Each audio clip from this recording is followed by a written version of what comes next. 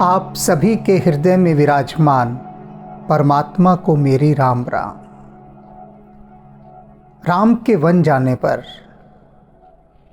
दशरथ की जो दशा है अति दयनीय, शोचनीय, हम और आप सोच भी नहीं सकते, सोचा भी नहीं जा सकता। सोचने के लिए आवश्यक है कि हम वह हृदय लेकर आएं जो दशरथ के पास है। बाहर बाहर से देखने सुनने में ये लगता है कि दशरथ अपनी सबसे छोटी रानी कैकेयी की आज्ञा में चलते हैं। ऐसी बात नहीं है। दशरथ उन धर्मप्रिय राजाओं में से एक हैं जिनकी गणना नहीं हो सकती। सत्य प्रतिज्ञा जिनके लिए सबसे ऊपर है, सबसे ऊपर। वचन दे दिया, फिर मुड़कर नहीं देखना, चाहे जितनी भी हानि क्यों ना हो, जितना भी दुख, कष्ट, क्लेश क्यों ना उठाना पड़े। और संसार में देखिए, अपने चारों तरफ, खुद में भी देखिए, चारों तरफ भी देखिए, पग पग पर वचन भंग करते हैं लोग। पग पग पर झूठी कस्में खाते हैं, झूठे वादे करते हैं। तो ऐसे झूठ से भरे हुए, फरेब से भरे हुए, जिनकी फितरत ही झूठे वादे करना है, वे लोग कैसे दशरथ के हृदय को अनुभव कर सकते हैं। वचन दे दिया था, 2 वर मांग लेना, जो मर्जी मांग लेना। कितनी बड़ी बात है कह देना कि जो मर्जी मांग लेना। दशरथ यदि कोई अहंकारी राजा होते तो कहते कैकेयी को डाल दो बंदी गृह में, या निकाल बाहर करो कैकेयी को अयोध्या से ही, ये मेरे राम को निकालना चाहती है। और राम कोई अहंकारी राजकुमार होते, सत्ता के लालची, तो क्या कहते कि सौतेली माँ है, ऐसा तो करेगी ही, और सारी सत्ता मेरे हाथ में है, सारी सेना मेरे हाथ में है किसी की हिम्मत तो निकाल के दिखाओ अयोध्या से। किंतु ऐसा कुछ भी नहीं। सब कर सकते थे, दशरथ भी सब कर सकते थे, राम भी सब कर सकते थे, किंतु देखिए कैसे विनम्र, विनीत, मस्तक हुए से रह रहे हैं। दशरथ तड़प रहे हैं, लेकिन यह नहीं कह पा रहे कि तूने जो वचन मांगे हैं उन्हें मैं नहीं दूंगा। न क्रूर हो रहे हैं कैकेयी के प्रति, अपने अधिकारों का प्रयोग करते हुए कैकेयी को चाहते तो अयोध्या से ही निकाल देते, किंतु नहीं। तो ऐसे धर्मपरायण दशरथ का हृदय कैसे समझेंगे? बहुत कठिन है, बहुत कठिन है। सुमंत्र अब लौट आए हैं अयोध्या, और दशरथ स्वयं को सबसे बड़ा पापी मानकर भूमि पर पड़े हुए। जो दासियां हैं देख रही हैं सुमंत्र की हालत कितनी खराब है। होठ सूखे हुए हैं, आंखों से कुछ सूझ नहीं रहा, कानों से कुछ सुनाई नहीं दे रहा। पूछ रहे हैं महल में सब उनसे राम के बारे में, और उनके होठों से शब्द नहीं फूट रहे। किम का कर्तव्य में मूड हुए पड़े हैं। ऐसी दयनीय दशा सुमंत्र की है। टूट चुके हैं सुमंत्र भीतर से, बिल्कुल बुझे हुए हैं। फिर वे दासियां कौशल्या के महल में ले जाती हैं दशरथ को, सुमंत्र को। सुमंत्र वहां देखते हैं कि दशरथ भूमि पर पड़े हुए हैं और बहुत खराब हालत है। दशरथ देखते हैं सुमंत्र आ गए हैं, उठते हैं, सुमंत्र से पूछते हैं और फिर कहते हैं, दशरथ सखा राम सिय लखन जहां तहां मोहि पहुंचाओ। कहते हैं, हे सखा। सुमंत्र को इस समय दशरथ किसी आधिकारिक पद से नहीं पुकार रहे हैं, वे राजा हैं। सुमंत्र को सारथी भी कह सकते हैं, मंत्री भी कह सकते हैं, कुछ उसके पद से नहीं पुकार रहे। सुमंत्र को कह नहीं रहे कि सचिव कहो ना, दशरथ कह रहे हैं सखा। सखा प्रेम के क्षणों में, दुख के क्षणों में व्यक्ति अपने अधिकारों को भूल जाता है, अपने पद को भूल जाता है, पद की गरिमा को भी भूल जाता है। पद का जो अहंकार है, जो गुरूर है, जो रुतबा है पद का, सब भूल जाता है। उस समय वह एक सच्चा मनुष्य होकर सामने आता है, क्योंकि जमीन पर होता है। तो इसी दुख की इस घड़ी में दशरथ सुमंत्र से कह रहे हैं कि सखा राम सिय लखन जहां तहां मोहि पहुंचाओ, कि मुझे उस स्थान पर पहुंचा दो मेरे सखा जहां राम लक्ष्मण और सीता है। मैं वहां जाना चाहता हूं। नाहत चाहत चलन अब प्राण कय हूं सतभाव। नहीं तो सुनो मेरे सखा, मैं सत्य भाव से कहता हूं, अगर तुमने ऐसा नहीं किया तो ये मेरे प्राण अब चलने के लिए तैयार हैं, ये प्रयाण कर लेंगे। ये प्राण मेरा शरीर छोड़ने के लिए बिल्कुल तत्पर हैं, बिल्कुल तैयार हैं। एक कारण है बस इनको रोकने का, कि यदि तुम कहो कि मैं तुमको वहां ले जाता हूं जहां राम लक्ष्मण और सीता है, वहां पहुंचा देता हूं, तो इनको उस आशा के बंधन से बांध सकता हूं मैं। अन्यथा ये मेरे प्राण रूपी पक्षी अब इस शरीर रूपी पिंजरे से उड़ने को तैयार हैं। तुम मुझे वहां ले चलो जहां राम लक्ष्मण और सीता है। पुन पुन पूछत मंत्री राव, और बार बार राजा दशरथ अपने मंत्री सुमंत्र से बार बार पूछते हैं, बार बार, प्रियतम सुवन संदेश सुनाओ, मेरे उन प्यारे पुत्रों का संदेश मुझे सुना दो। उन्होंने कुछ तो कहा होगा ना तुमसे, तो जो कहा है वह संदेश मुझे सुना दो। कर हूं सखा सो ही बेग उपाओ।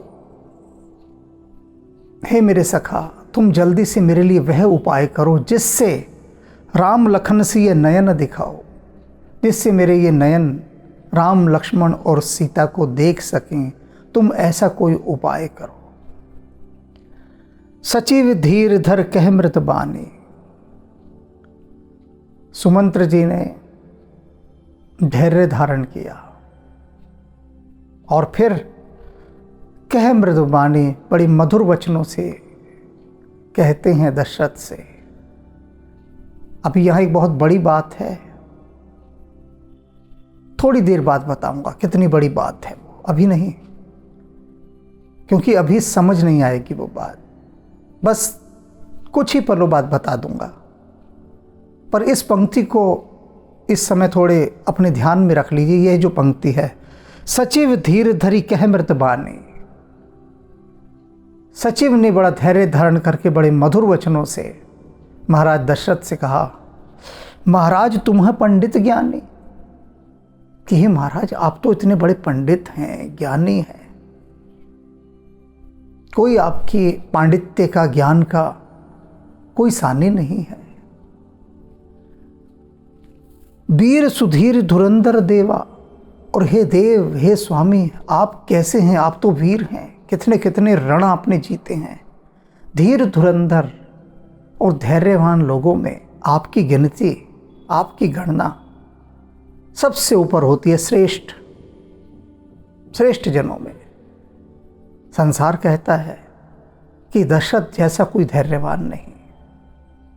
बात सही भी है, बहुत धैर्यवान है दशरथ। साधु समाज सदा तुम सेवा, और आपने तो सदा साधुओं के समाज का सेवन किया है। हर समय साधुओं के संग में रहे हो आप, साधुओं के उपदेश ग्रहण किए हैं, उनकी अमृतवाणियों को पिया है आपने, सेवन किया है आपने साधु समाज का। तो जिसने साधु समाज का सेवन किया हो, उनके उन गुणों को अपने जीवन में उतारा हो, जो इतना धैर्यवान हो, पंडित हो, ज्ञानी हो, वह ऐसी बात कहता है, वह इतना दुखी है इस समय। नहीं, ऐसा नहीं महाराज, संभालिए स्वयं को।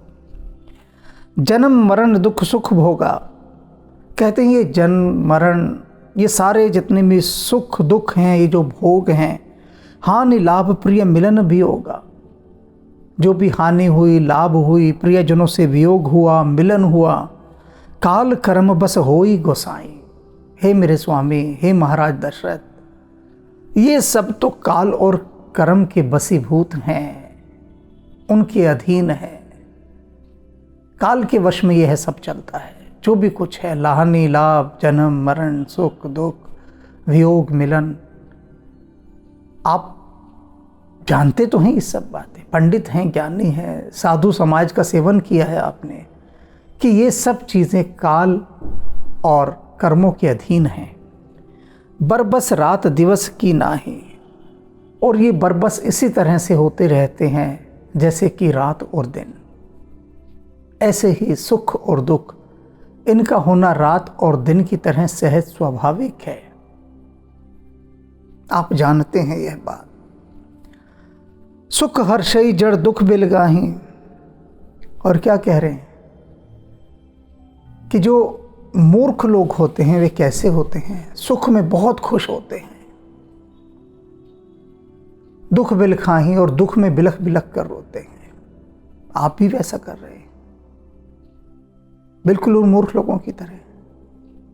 अब मैं उस बात पर आता हूं जहां मैंने कहा था अभी कि ठहरिए, उन पंक्तियों पर फिर लौटते हैं। सचिव धीर धरी कह मृतबानी,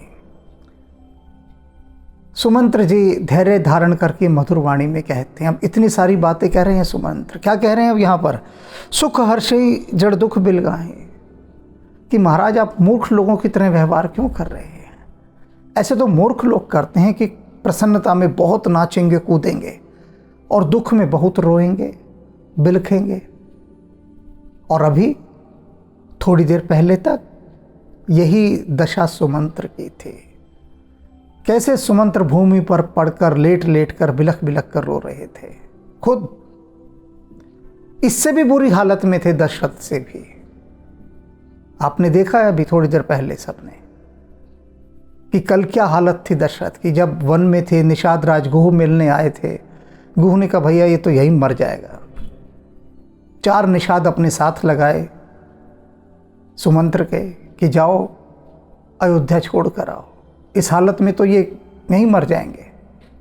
उठा भी नहीं जा रहा था, ना कुछ बोला जा रहा था, ना दिखाई दे रहा था, ना सुनाई दे रहा था। किसी तरह से रथ में ले जाके बैठाया उन निषादों ने, अयोध्या छोड़ कर आए। अयोध्या में भी आकर यही हालत है, दिन भर तो एक पेड़ के नीचे बैठे रहे, और जब अयोध्या के महल में गए तो वहां बोलती बंद है। ऐसी हालत है जैसे कोई मरा हुआ आदमी आ गया हो।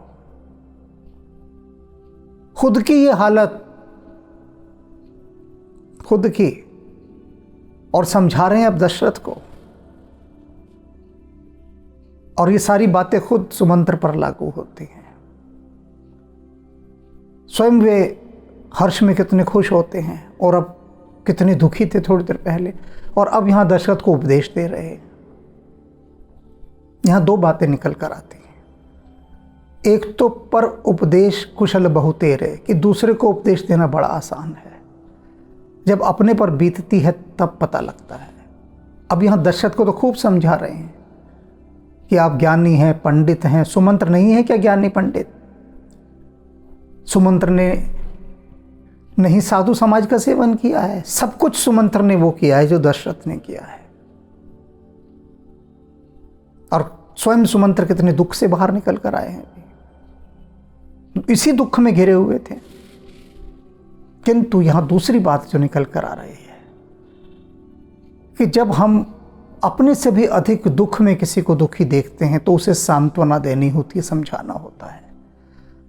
उस समझाने के लिए हमें अपने को समर्थ बनाना होता है, और वही सुमंत्र ने यहां किया। क्या किया? फिर उन पंक्तियों पर आइए जहां मैंने रोका था। सचिव धीर धरी कह मृतपानी।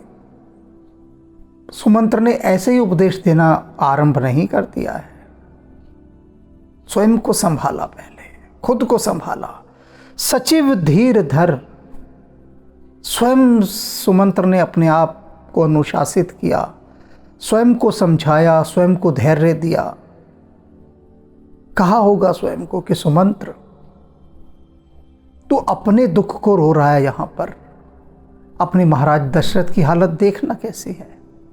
यह बिल्कुल वैसा है कि जैसे दो घायल सैनिक पड़े हों और एक घायल सैनिक जो खुद बहुत बुरी तरह से घायल है लेकिन अपने दूसरे घायल सैनिक को सहारा देता है, अपना दुख सब भूल जाता है, अपनी पीड़ा, अपना कष्ट, अपना बहता खून सब भूल जाता है, और सब भूलकर अपने दूसरे, अपने से ज़्यादा घायल सैनिक की सहायता करता है।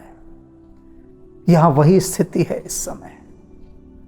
सुमंत्र भी घायल है, दशरथ भी घायल है। सुमंत्र हिम्मत करके अपना दर्द दुख सब भूल रहे हैं और सहारा दे रहे हैं दशरथ को। दशरथ को वो समझाना ही सहारा देना है। सुख हर्षहि जड़ दुख बिलखाही, दो सम धीर धर ही मन माही। कह रहे हैं महाराज, जो धैर्यवान होता है ना, वो इन दोनों में समान रहता है, दुख में भी और हर्ष में भी। तो आप वही धैर्यवान अपना रूप फिर से लेकर आइए, इस जड़ता वाले रोग से बाहर निकलिए, जैसे कि राम थे। दशरथ ने स्वयं कहा है कि मेरा वह राम जिसे मैंने जब राजा बनाने की बात कही तो प्रसन्न नहीं हुआ, और उसे जब वन जाने की बात कही गई तो दुखी नहीं हुआ। समभाव धीरज धरहु विवेक विचारे। धैर्य धारण कीजिए महाराज, विवेक का विचार कीजिए। आप विवेक को छोड़ रहे हैं। छाड़ ही सोच सकल हितकारी। सब सोच, सब चिंताएं छोड़ दीजिए। क्यों? क्योंकि सकल हितकारी, आप सबका हित करने वाले हैं। आप राजा हैं अयोध्या के। आप ही ऐसी सोच में, चिंता में, दुख में, पीड़ा में, निराशा में निस्तेज होकर पड़े रहेंगे तो प्रजा का हित कौन साधेगा? कौन उनका भला करेगा? आप तो हितकारी हैं, तो छोड़ दीजिए है सब। प्रथम वास तमसा।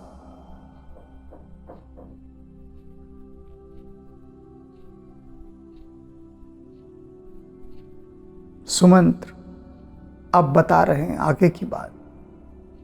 दशरथ ने पूछा था ना, बताओ मेरे पुत्रों के बारे में, तो कहते हैं कि महाराज सबसे पहले तो उन्होंने तमसा नदी के तट पर अपना डेरा डाला। सबसे पहले वहाँ निवास किया। तमसा के तट पर उन्होंने अपना पहला मुकाम वहाँ पर कायम किया। भयहु दूसर सुरसर तीरा, और दूसरा जो है वो गंगा नदी के किनारे पर।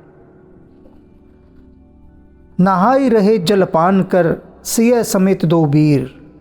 उसके बाद उन्होंने स्नान किया, और स्नान करने के बाद दोनों भाइयों ने जलपान किया, यानी केवल पानी पिया। सिय समेत दो वीर, सीता जी ने भी वही किया। दोनों भाइयों ने, सीता जी ने पानी पिया और केवल पानी पीकर रहे, बस कुछ खाया पिया नहीं। केवट कीन बहु सेवकाई, केवट ने उनकी बहुत सेवा की। सो जामिनी सिंगरौर गंवाई, वह रात उन्होंने श्रृंगवेरपुर में बिताई। होत प्रात बट क्षीर मंगावा, और सुबह होने पर उन्होंने बड़ का दूध मंगवाया, वट वृक्ष का दूध। उसमें से गाढ़ा दूध निकलता है, बहुत जैसे कि गोंद की तरह गाढ़ा और चिपचिपा बड़ का जो दूध होता है।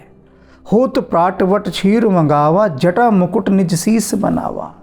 अपने सिर पर उन्होंने अपने बालों की जटाओं का मुकुट बनाया उसमें भिगाकर, क्योंकि वट वृक्ष के दूध में यदि बालों को भिगो दिया जाए तो वो पत्थर जैसे सख्त हो जाते एकदम, और उसका मुकुट बना दिया जिससे बालों को संभालना ही ना पड़े। ये ऋषि मुनि करते थे, उनकी जटाएं देखा होगा अपने ऋषियों की। तो ये प्राकृतिक हेयर फिक्सर है जो बालों को वहाँ पर पूरी तरह से बांध कर जोड़ देता है, जमा देता है।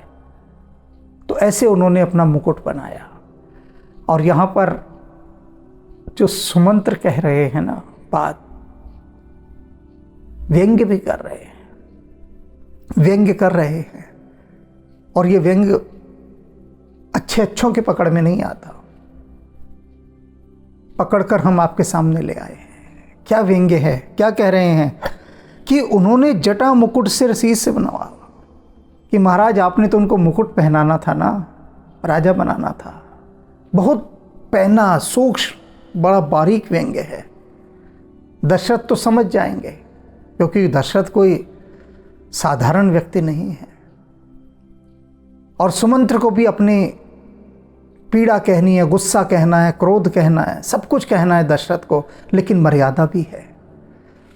तो उस मर्यादा में कितने शालीन शब्दों के साथ वो ये एक मीठा बाण दशरथ के हृदय पर गाड़ देते हैं, छोड़ देते हैं।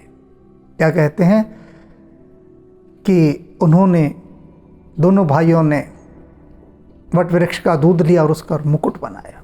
आप राम को मुकुट ही पहनाना चाहते थे ना, पहना दिया ना मुकुट, अपनी ही जटाओं का मुकुट बना लिया उन्होंने। राम सखा तब नाव मंगाई,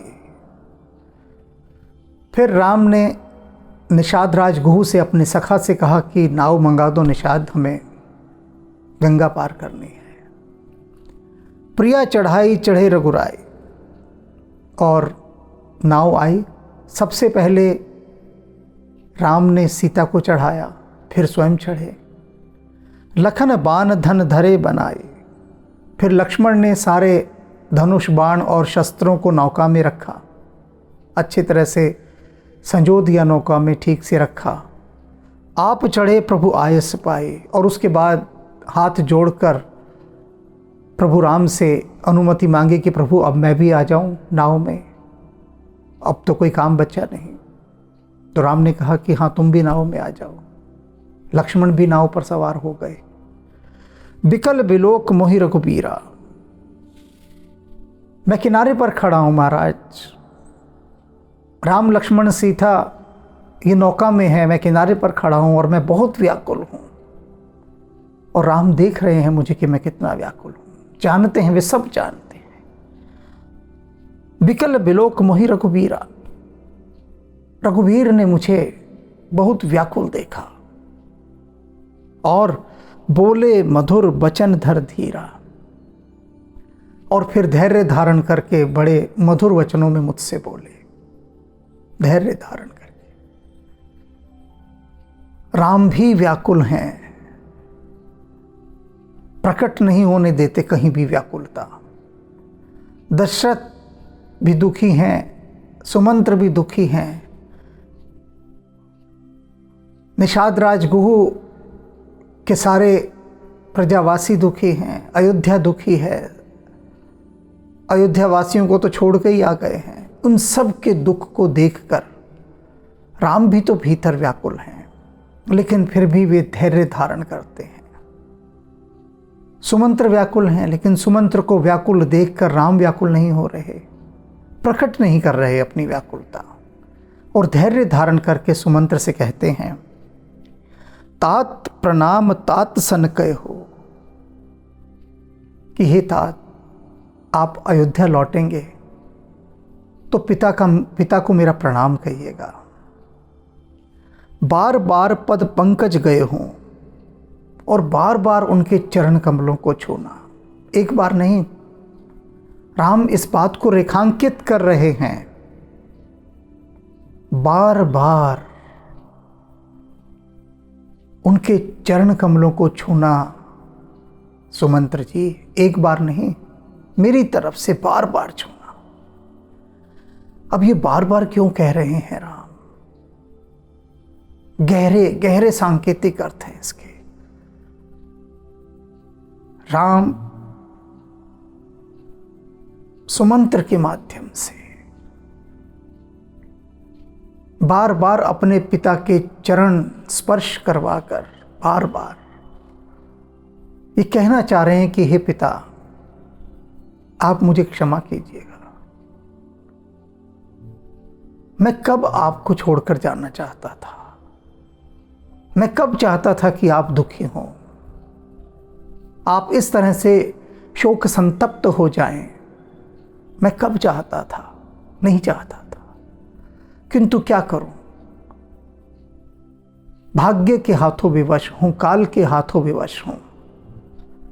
इस काल की गति ने ऐसा समीकरण बना दिया कि मुझे आपको छोड़कर जाना पड़ा। मेरी विवशता है कि मैं आपको छोड़कर जा रहा हूं, मुझे क्षमा कीजिएगा। तो ये बारंबार क्षमा मांग रहे हैं राम, सुमंत्र के माध्यम से दशरथ के चरणों को छुआकर।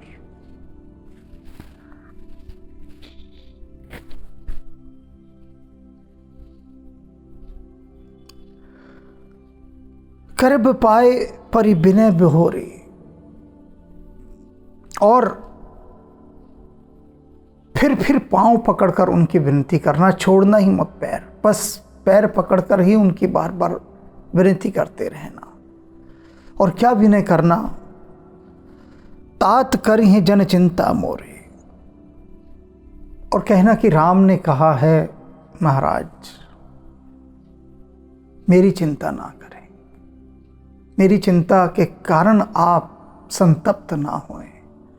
तो सुमंत्र जी, आपको बार बार मेरे पिता के चरण कमलों को छूते हुए यह विनती करनी है मेरी ओर से कि आप मेरी चिंता ना करें, क्योंकि दशरथ की चिंता क्या है?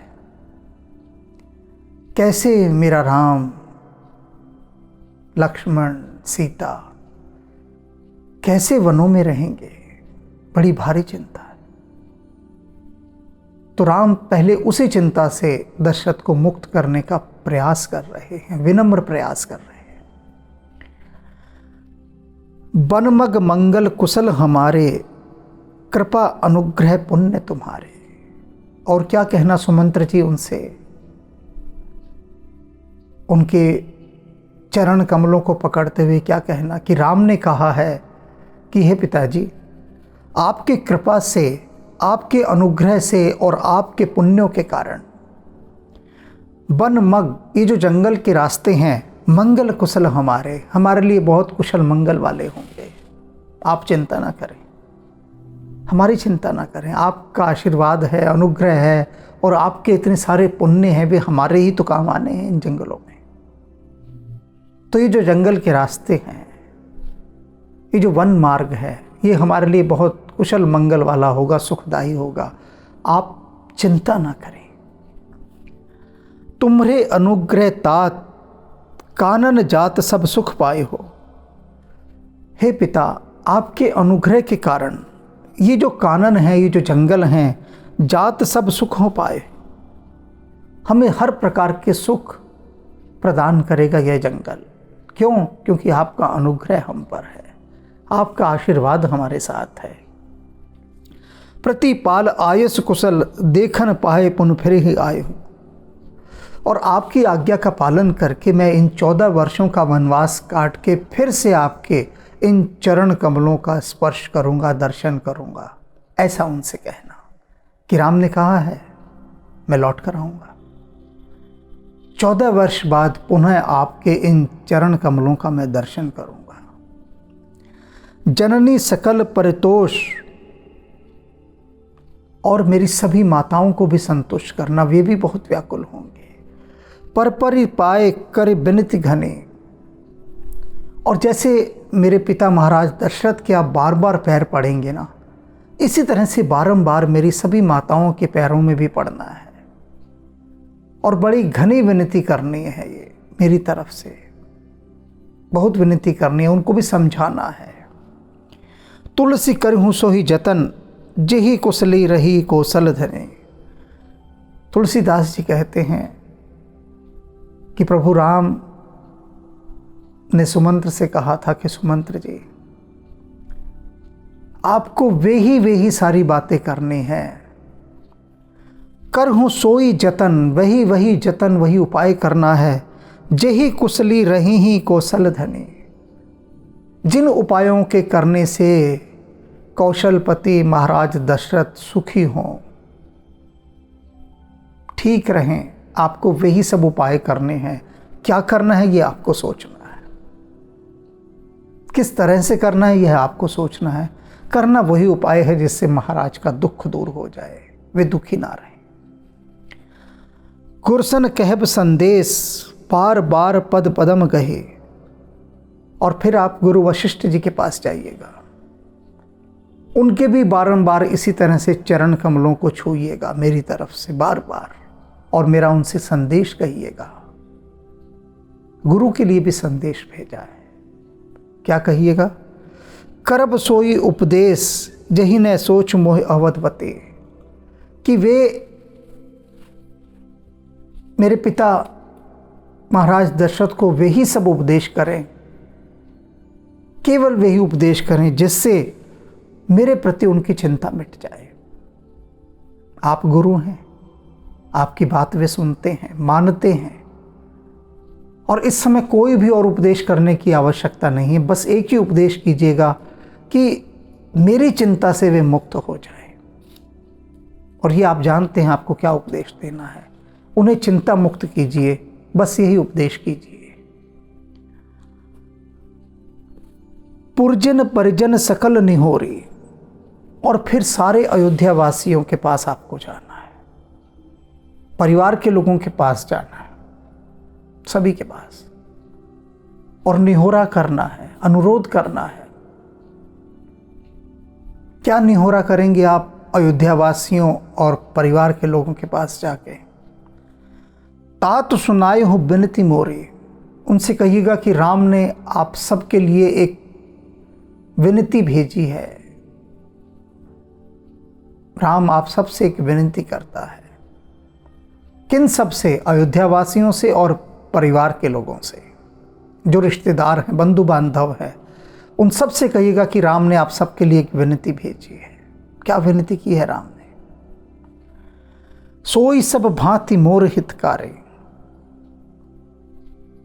उन सब लोगों के लिए राम ने एक विनती भेजी है, वे लोग जो कहते हैं हम राम से बहुत प्रेम करते हैं। ये केवल उनके लिए है, बाकियों के लिए नहीं है। जिनको राम से प्रेम ही नहीं है उनकी तो बात ही नहीं करता मैं।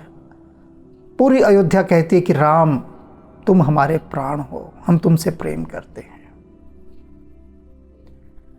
मेरे सभी बंधु बांधव, मित्र, सखा, परिजन सब कहते हैं कि राम हम तुमसे बहुत प्रेम करते हैं, बहुत चाहते हैं, हम तुम्हारे शुभ चिंतक हैं, हितकारी हैं। तो राम कहते मेरे उन सब हितकारियों से जो ऐसा दावा करते हैं, उन सब शुभ चिंतकों से जो कहते हैं कि राम हम तुमसे बहुत प्रेम करते हैं, मेरी एक विनती करना। और क्या कहना? जाते रह नर नाउ सुखारे, कि यदि वो राम से प्रेम करते हैं, यदि वे राम के शुभ चिंतक हैं, तो वे सब केवल वही प्रयास करें जिससे राजा सुखी रहे। राम की दूरदर्शिता, राम की संवेदनशीलता राम ही जाने। देखते हैं पूरी प्रजा को, अपने चाहने वालों को क्या संदेश भेज रहे हैं। राम जानते हैं कि विद्रोह हो सकता है, अयोध्या में अराजकता फैल सकती है, गृह क्लेश हो सकता है, गृह युद्ध हो सकता है। एक बहुत बड़ा वर्ग है राम को चाहने वाले का, और वह वर्ग दशरथ को खूब कोसेगा, कोस भी रहा है, खूब अपशब्द कहेगा, विरोध करेगा, विद्रोह करेगा, दशरथ की बात नहीं मानेगा, क्योंकि हृदय में क्षोभ है कि राम को अयोध्या से निकाल दिया। पूरी अयोध्या राम के विरोध, पूरी अयोध्या दशरथ की विरोधी हो जाएगी, पूरी अयोध्या, और हो भी गई थी। तो राम ने यह संदेश भिजवाया कि यदि सच में राम से प्रेम करते हो दावा करने वालों, तो ऐसा कोई काम मत करना कि मेरे पिता महाराज दशरथ को कोई असुविधा हो, कोई दुख हो। तुमको कोई बात ऐसी नहीं कहनी है। इसे राष्ट्र प्रेम कहते हैं। राष्ट्र प्रेम, सच्चा राष्ट्र प्रेम ये है। अपने राष्ट्र से प्रेम है। राष्ट्र ने देश निकाला, दे दिया राम को, बाहर कर दिया, उसके बाद भी राष्ट्र के हित का ध्यान है, उसके बाद भी, बावजूद इसके कि कहीं अयोध्या के अंदर किसी प्रकार का कोई उपद्रव ना हो, मेरे कारण अयोध्या बिखर न जाए, मेरा राष्ट्र ना बिखर जाए, बस मैं राष्ट्र से चला जाऊं, मुझे कोई चिंता नहीं, लेकिन मेरा देश, मेरा राज्य, मेरा समाज, मेरे लोग, वे सुख से रहें, हिफाजत से रहें। कितनी बड़ी संवेदनशीलता है। सबको रोक दिया राम के इस वाक्य ने। राम ने अपनी कसम दे दी उनको, क्योंकि अब जो भी व्यक्ति दशरथ के विरुद्ध बोलेगा, दशरथ की आज्ञा पालन नहीं करेगा, यह मान लिया जाएगा कि यह राम विरोधी है। राम को चाहता ही नहीं है। चाहता तो राम की बात मानता। कितनी बड़ी देश प्रेम की मिसाल है यहां पर। देश का हित सोचना कितना बड़ा। और यहां आपने देखा होगा अपने चारों तरफ कि अगर किसी को आला कमान अपनी पार्टी से निकाल दे, अगले दिन वो विद्रोही हो जाता है, पार्टी की पोल पट्टी सब खोलने लग जाता है, खूब कोसता है पार्टी को, उस पार्टी को जिसने आज तक उसे खूब ऐश कराई, राज कराया। पार्टी ने निकाल दिया बाहर, तो अब वो आला कमान जो कल तक उसके लिए भगवान था, अब वो राक्षस हो जाता है। देखा होगा अपनी राजनीति में, जरा जरा सी बात पर पार्टी से विद्रोह कर लेते हैं लोग। पार्टी से बात कह रहा हूं मैं, और देश से तो कितना करते हैं उसकी तो बात ही मत पूछिए। लेकिन यहां राम से कितनी बड़ी बात सीखने वाली है कि कुछ भी हो जाए, लेकिन देश की शांति, देश का विकास, देश की समृद्धि वह नहीं रुकनी चाहिए। देश की एकता वह अखंड रहनी चाहिए। अयोध्या की एकता अखंड रहे, इसके लिए राम ने कितना बड़ा संदेश भेजा है सुमंत्र के हाथ, कि जो कोई राम को चाहता है वो अयोध्या के विकास में बिल्कुल भी बाधक नहीं बनेगा। वह कोई काम ऐसा नहीं करेगा जिससे महाराज दशरथ को दुख हो, असुविधा हो, कष्ट हो। ये बातें यूं ही कहकर आगे बढ़ जाने वाली नहीं है। बचपन में मैं ये सब सुनता था और सुनाने वाले इन बातों को यूं ही कहकर आगे बढ़ जाते थे। वो तो अब हनुमान जी अच्छे से पढ़ाते हैं हमें पहले कि देखो यहां क्या कहना है, सुन लो। इन बिंदुओं को बिल्कुल स्पष्ट करके चलना है। ये जो गहरे संवेदनशील बिंदु हैं जहां पर खजाने गड़े हैं, इन भूमियों की खुदाई करनी है। ये वह स्थान था जहां खजाना गड़ा था। कितना बड़ा खजाना था यहां पर, और वहां जहां सुमंत्र जी ने धैर्य धारण किया वहां पर, और जहां राम ने धैर्य धारण किया वहां पर। तुलसीदास जी ने स्थान स्थान पर खजाने गाड़ दिए और चले गए। अब उन स्थानों की खुदाई करनी है। तभी तो हम कहते हैं बार बार, कल भी हमने कहा था कि हनुमान जी ने खुदाई के काम पर लगा दिया है। साथ खड़े हुए हैं कि कहीं हम खुदाई के काम में कोई कोताही ना बरत दें, कोई मक्कारी ना करें, क्योंकि हम तो कामचोर हैं, बचना चाहते हैं काम से। मन भागता है ऐश्वर्य की ओर, उधर हनुमान जी खड़े हैं, कहते हैं खुदाई करो, कि जो राम नाम के रत्न गड़े इनको खोदने में लगो। अब गदा लिए खड़े हैं हनुमान जी वहां पर, मुस्कुरा के देखते हैं हमें। अब वो गदा वदा तो हमारे लिए नहीं है, वो तो हमें दुष्टों से बचाने के लिए रखे हुए हैं, लेकिन खड़े हैं बस। उनका खड़ा होना ही पर्याप्त है हमारी खुदाई करने के लिए। अब हम भी क्या करें? जब उन्होंने अपनी सेविकाई के लिए रख लिया है तब ठीक है, उनका काम करने में लगे हुए हैं, खुदाई करने में। और ऐसी बात नहीं है, प्रेम भी बहुत बरसाते हैं हनुमान जी। काम लेते हैं ना तो प्रेम भी बहुत बरसाते हैं। वो हम क्यों नहीं कहते हैं जो प्रेम बरसाते हैं उसको, हम उनके बार बार कठोर अनुशासन की बात कर देते हैं, प्रेम की बात नहीं करते यहाँ पर। क्यों? क्योंकि वो बहुत अंतरंग बात है। जिस प्रेम को वो बरसाते हैं ना, उसे मैं यहाँ कह नहीं सकता, क्योंकि वो कहा नहीं जा सकता, अकथनीय है, अव्याख्येय है। ये गिले शिकवे तो खूब कहे जा सकते हैं, प्रेम नहीं कहा जा सकता, क्योंकि अकथ कहानी प्रेम की।